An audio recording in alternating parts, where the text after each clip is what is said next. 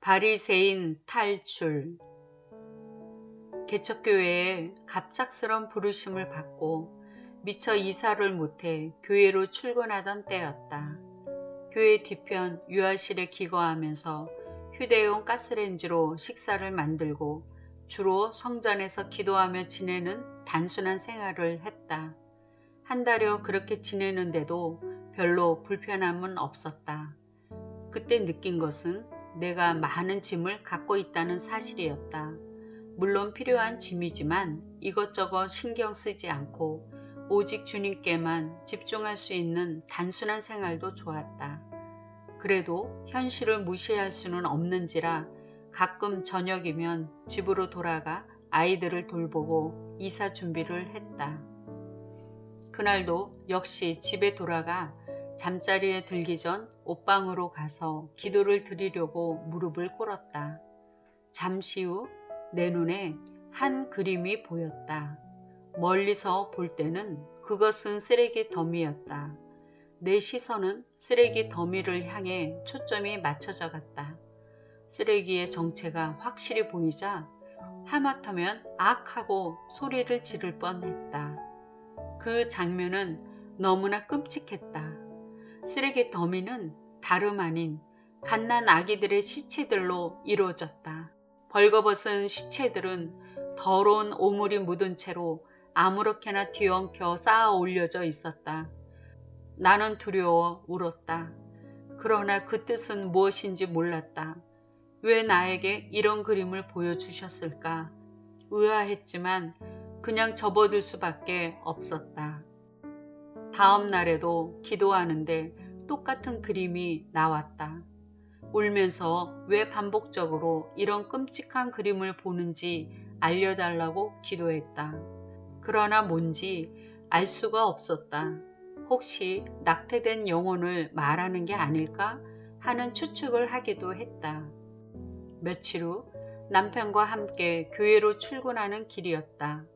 나는 그래도 주님이 알려주시고 인도하셨지만 남편은 그야말로 급작스럽게 개척교회로 부름을 받은 상태여서 무척 긴장하고 있었다. 승합차 안에는 피곤함도 있었지만 정적이 감돌았다. 갑자기 바뀐 우리의 환경과 앞으로 어떻게 전개될지 모르는 막연함이 그렇게 만든 것이리라. 남편이 조심스럽게 입을 뗐다.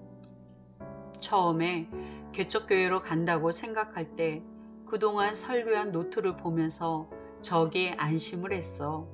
차곡차곡 정리해 놓은 몇 년간의 많은 설교를 그대로 써먹을 수 있다고 생각했거든. 그래서 노트를 펼쳐보았는데 글쎄 아무것도 쓸 것이 없는 거야. 거기엔 생명이 없더라고. 어떻게 그런 내용으로 그동안 설교를 해왔는지 몰라. 그 말을 하며 남편은 울먹였다. 그때 갑자기 죽은 아기들이 쓰레기 더미를 이룬 그림이 탁 떠올랐다. 주님은 이어 깨닫게 하셨다. 바로 남편의 설교가 생명 잃은 아기처럼 죽어 쓰레기처럼 모여진 것을 의미한다는 것을. 나는 남편에게 주님이 보여주신 그림을 말했다. 그러자 남편은 충격을 받아 고개를 숙였다. 차를 멈췄다. 남편에게 위로와 용기를 주어야 한다는 생각이 들었다. 남편의 어깨에 손을 얹고 기도했다. 옛것은 버리고 새 포도주와 새 부대를 준비시켜 달라고. 남편은 고마워했다. 그동안 남편은 나를 신뢰하지 못했다. 원래 우리는 같은 길을 가고 있었다. 하나님을 섬긴다고 자부하며 정도를 걷는다고 여겼지만 살아계신 하나님을 잘 몰랐다.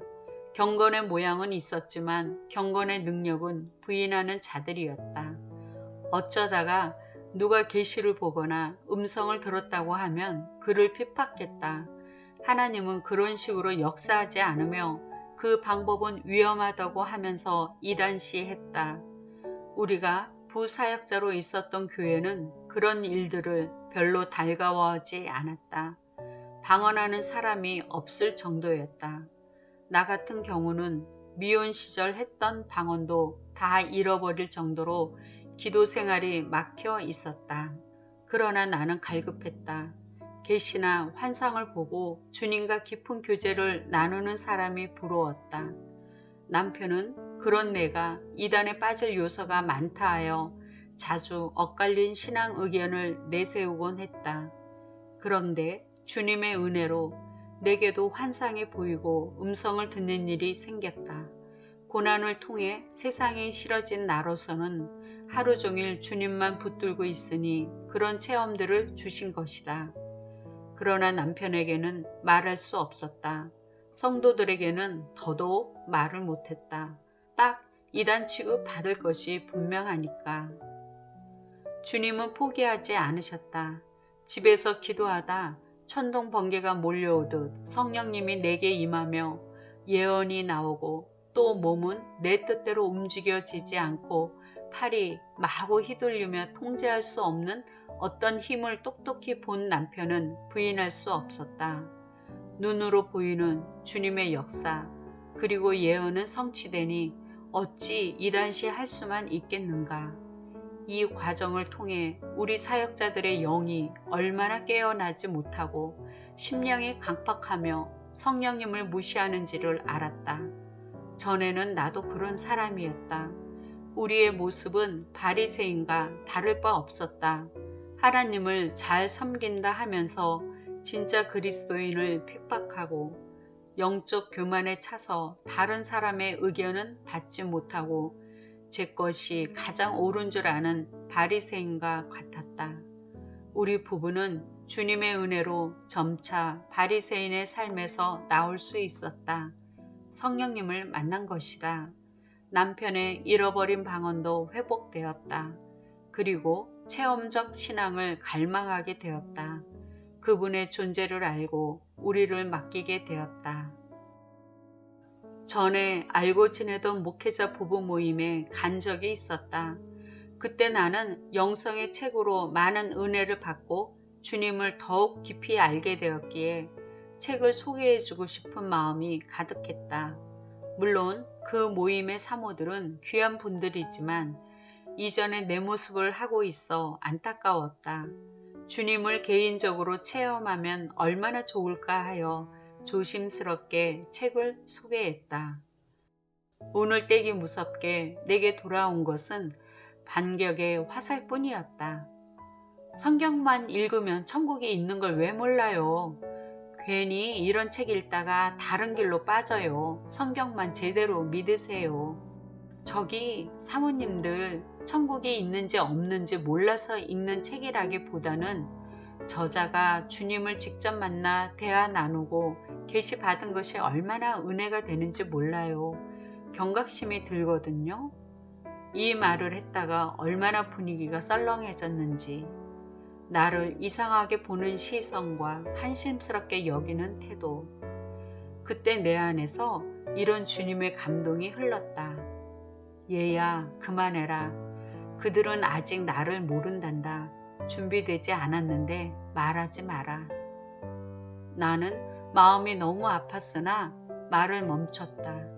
기도로 준비하는 것이 더 필요하기 때문에. 다행히 1년이 지난 지금 그중 몇 분이 깨어나셨다. 성령님의 인도하심을 인정하고 주님을 사모하는 분들로 변해가고 있다. 이제 그분들과는 주님을 나눌 수 있어 참 기쁘다. 어서 모든 사역자들이 깨어나 진정 주님의 신부로서 준비되기를 간절히 기도드린다. 그리고 깨어난 그분들에게 이런 축하를 하고 싶다. 바리새인 탈출을 진심으로 축하합니다.